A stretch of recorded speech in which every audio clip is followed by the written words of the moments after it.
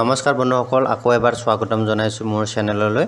মোৰ চেনেলত বিভিন্ন ধৰণৰ নতুন নতুন চাকৰিৰ খবৰ দিয়া হয়, আপোনালোকে চাই থাকিব। আজি আকৌ এটা নতুন চাকৰিৰ খবৰলৈ আপোনালোকৰ ওচৰলৈ আহিছোঁ। নতুন চাকৰিটোৰ খবৰটো হৈছে আসাম পেট্ৰ'কেমিকেলছ লিমিটেড, যিটো নামৰূপত অৱস্থিত। অসম পেট্ৰ'কেমিকেলছ লিমিটেডে public relations officer PRO, upper office assistant, typist কাম ক্লাৰ্ক, টাইপিষ্ট আৰু জুনিয়ৰ ড্ৰাইভাৰৰ পদৰ কাৰণে নিযুক্তি জাননী প্ৰকাশ কৰিছে। আগ্ৰহী আৰু যোগ্য প্ৰাৰ্থীসকলে ইয়াত অনলাইন আবেদন কৰিব পাৰে। এতিয়া আহিছোঁ আমি গোটেই পষ্টকেইটা বা পদকেইটাত ক'ত কেনেকুৱা এডুকেশ্যন কোৱালিফিকেশ্যন লাগিব, এক্সপিৰিয়েঞ্চ লাগিব, কিমান বয়স, কিমানটা পষ্ট, এই সকলোবোৰ বিস্তাৰভাৱে চাওঁ। 1 নম্বৰতে পাব্লিক ৰিলেশ্যনছ অফিচাৰ, এইটো হৈছে গ্ৰেড ইৰ পষ্ট আৰু ইয়াত পে বেণ্ডটো দিয়া হৈছে, দৰমহাটো দিয়া আছে 30,000ৰ পৰা 1,10,000। গ্ৰেড পে দিয়া হৈছে 13,300। এই পদটোৰ কাৰণে এজেঞ্চিয়েল কোৱালিফিকেশ্যন মানে শিক্ষাগত অৰ্হতা লাগিব, গ্ৰেজুৱেট হ'ব লাগিব, স্নাতক হ'ব লাগিব, লগতে মাছ কমিউনিকেশ্যনত মাষ্টাৰ থাকিব লাগিব। আৰু যিবিলাক প্ৰাৰ্থীৰ MS অফিচ বা DTPত জ্ঞান থাকিব তেওঁলোকক অগ্ৰাধিকাৰ দিয়া হ'ব বুলি কৈছে। এতিয়া আহিছোঁ এক্সপিৰিয়েঞ্চলৈ, কি অভিজ্ঞতা লাগিব। ইংৰাজী আৰু অসমীয়া ভাষাত প্ৰবন্ধ বা আৰ্টিকলছ, আলোচনী বা জাৰ্নেলছ আদি প্ৰকাশৰ অভিজ্ঞতা থকা যিকোনো চৰকাৰী মানে গভৰ্ণমেণ্ট PSU বা ব্যক্তিগত উদ্যোগৰ অধীনত জনসম্পৰ্কত নিম্নতম মিনিমাম 3 বছৰ কাম কৰাৰ অভিজ্ঞতা থাকিব লাগিব বা মিনিমাম 3 years কাম কৰাৰ এক্সপিৰিয়েঞ্চ থাকিব লাগিব। যিবিলাক প্ৰাৰ্থীৰ প্ৰেজেণ্টেশ্যন স্কিলত দক্ষতা থাকিব তেওঁলোকক অগ্ৰাধিকাৰ দিয়া হ'ব। এতিয়া আহিছোঁ বয়সৰ উচ্চ সীমা দিয়া হৈছে 40 বছৰ আৰু ইয়াত সৰ্বমুঠ পদ আছে এটা। 2 নম্বৰ পষ্টলৈ আহিছোঁ আমি, আপাৰ অফিচ এছিষ্টেণ্ট, এইটো গ্ৰেড হৈছে W4। ইয়াতে পে বেণ্ডটো দিয়া হৈছে 20,000ৰ পৰা 97,000লৈ আৰু গ্ৰেড পে দিয়া আছে 9,700। ইয়াতে লাগিব যিকোনো বিষয়তে স্নাতক হ'লে হ'ব, লগতে কম্পিউটাৰ চাৰ্টিফিকেট বা ডিপ্ল'মা থাকিব লাগিব। আৰু যিসকলৰ BCA বা PGDCA থাকিব তেওঁলোকক অগ্ৰাধিকাৰ দিয়া হ'ব। এতিয়া আহিছোঁ কাম কৰাৰ অভিজ্ঞতা। যিকোনো চৰকাৰী PSU বা ব্যক্তিগত উদ্যোগত মিনিমাম 7 বছৰ কাম কৰাৰ অভিজ্ঞতা থাকিব লাগিব। যিসকলৰ PSUত কাম কৰাৰ অভিজ্ঞতা থাকিব সেইবিলাক প্ৰাৰ্থীক অগ্ৰাধিকাৰ দিয়া হ'ব। এতিয়া আহিছোঁ বয়সৰ উচ্চ সীমা দিয়া আছে 43 years। তাৰপিছত ইয়াতে পষ্ট আছে এটা পষ্ট। 3 নম্বৰত আছে টাইপিষ্ট কাম ক্লাৰ্ক, এই পদটো হৈছে W3 গ্ৰেডৰ পষ্ট। ইয়াতে পে বেণ্ডটো দিয়া আছে 14,000ৰ পৰা 60,500 আৰু গ্ৰেড পে আছে 8,700। ইয়াৰ কাৰণে এজেঞ্চিয়েল কোৱালিফিকেশ্যন লাগিব, এনি গ্ৰেজুৱেট হ'লেও হ'ব, যিকোনো বিষয়ত গ্ৰেজুৱেট হ'লেও হ'ব, লগতে কম্পিউটাৰ এপ্লিকেশ্যনৰ চাৰ্টিফিকেট বা ডিপ্ল'মা লাগিব। যিসকল কেণ্ডিডেটৰ BCA PGDCA থাকিব তেওঁলোকক অগ্ৰাধিকাৰ দিয়া হ'ব। এতিয়া আহিছোঁ এক্সপিৰিয়েঞ্চলৈ। গভৰ্ণমেণ্ট PSU বা প্ৰাইভেট ইণ্ডাষ্ট্ৰীত মিনিমাম 5 বছৰ কাম কৰাৰ অভিজ্ঞতা থাকিব লাগিব, কিন্তু যিসকলৰ গভৰ্ণমেণ্ট PSUত কাম কৰাৰ অভিজ্ঞতা থাকিব তেওঁলোকক অগ্ৰাধিকাৰ দিয়া হ'ব। এতিয়া বয়সৰ ইয়াতো উচ্চ সীমা দিয়া আছে 43 years আৰু ইয়াত সৰ্বমুঠ পষ্ট আছে 3টা। নেক্সট পদটো লৈ আহিছোঁ, এইটো হৈছে টাইপিষ্ট পষ্ট। ইয়াৰ গ্ৰেডটো হৈছে W2 গ্ৰেড।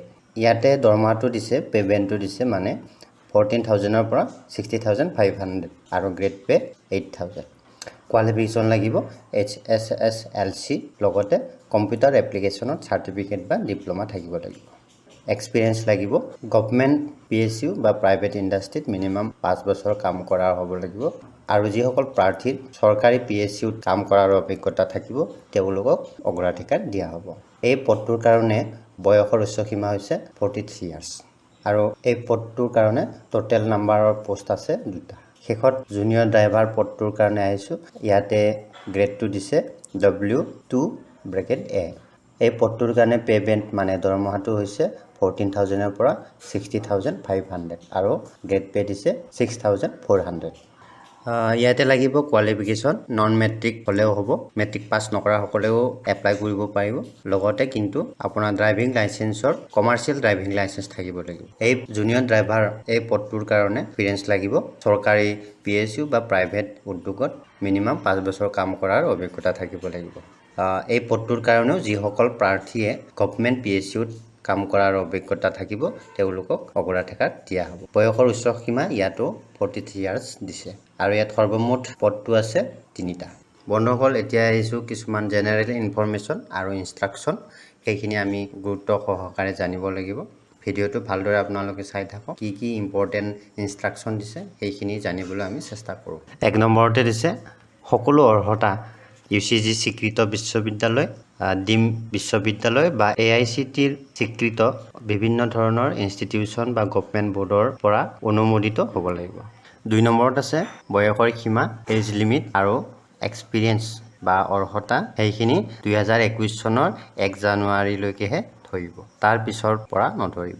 নেক্সট আহিছোঁ বয়সৰ ৰেহাইলৈ, এজ ৰিলেক্সেশ্যনলৈ। বন্ধুসকল, জানে আপোনালোকে SC STৰ কাৰণে 5 বছৰ বয়সৰ ৰেহাই দিয়া হৈছে।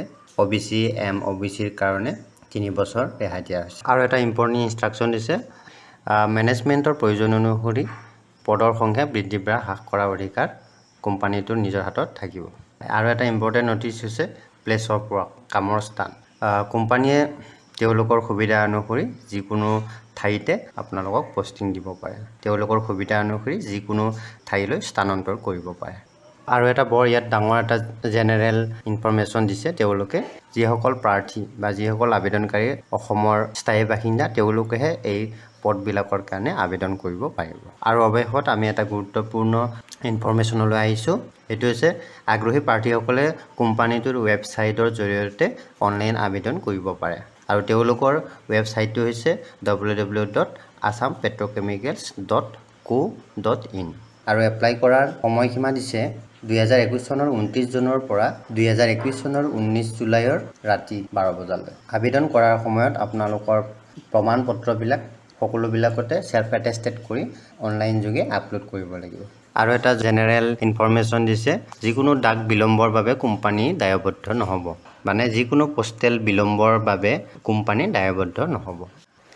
বন্ধুসকল, এইখিনিয়ে আছিল আজিৰ চাকৰিৰ নতুন খবৰ। নামৰূপত অৱস্থিত আছাম পেট্ৰ'কেমিকেলছ লিমিটেডত ওলোৱা হয় আৰু এই কোম্পানীটো এটা PSU কোম্পানী হয়, অসম চৰকাৰৰ এটা আণ্ডাৰটেকিং কোম্পানী হয়। যদি আপোনালোকে এই কোম্পানীটোত কাম কৰাৰ কাৰণে আগ্ৰহী, আপোনালোকে এপ্লাই কৰিবলৈ নাপাহৰিব। আৰু এই পদকেইটা অসমৰ স্থায়ী বাসিন্দা কেণ্ডিডেটসকলৰ কাৰণেহে আবেদন বিচৰা হৈছে। আকৌ এটা নতুন চাকৰি খবৰ লৈ আকৌ আপোনালোকৰ ওচৰলৈ আহিম, তেতিয়ালৈকে আপোনালোকক ধন্যবাদ। আৰু যিসকলে এতিয়ালৈকে ভিডিঅ'টো চাই বা আমাৰ নতুন চাকৰি খবৰ পাবলৈ আগ্ৰহী, আপোনালোকে ছাবস্ক্ৰাইব কৰিবলৈ, বেল আইকন দবাবলৈ নাপাহৰিব। ধন্যবাদ।